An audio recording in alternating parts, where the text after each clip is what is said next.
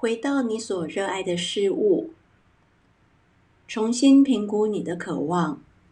你可以随时改变你正在做的事情，不要把自己困在某个框架内，回归到对你来说更重要、更热爱的事物上。倾听你内在的声音，去做你真正想做的事情。听听你偏离内在感受的声音，进行盘整，看看你需要做些什么来找回自己。你注定要过着幸福的生活，幸福、爱情、关系和财富都是你的命运。你可以随时改变你的想法，去做你一直渴望要做的事情。当你做你所热爱的事情的时候，你会重新连接到你的幸福。你永远不是孤单的，你的内在声音会引导你的。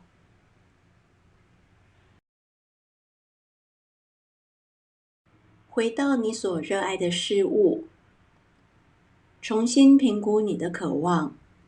你可以随时改变你正在做的事情，不要把自己困在某个框架内，回归到对你来说更重要、更热爱的事物上。倾听你内在的声音，去做你真正想做的事情。听听你偏离内在感受的声音，进行盘整，看看你需要做些什么来找回自己。你注定要过着幸福的生活，幸福、爱情、关系和财富都是你的命运。你可以随时改变你的想法，去做你一直渴望要做的事情。当你做你所热爱的事情的时候，你会重新连接到你的幸福。你永远不是孤单的，你的内在声音会引导你的。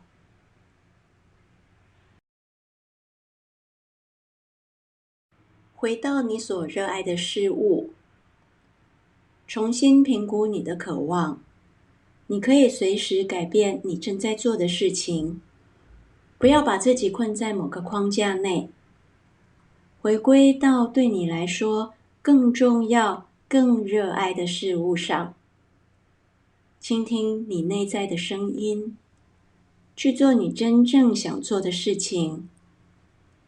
听听你偏离内在感受的声音，进行盘整，看看你需要做些什么来找回自己。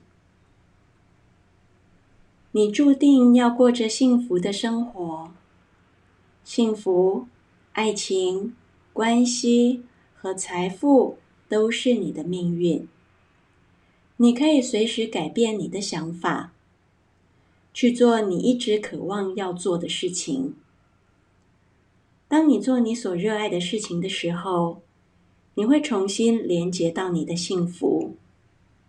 你永远不是孤单的，你的内在声音会引导你的。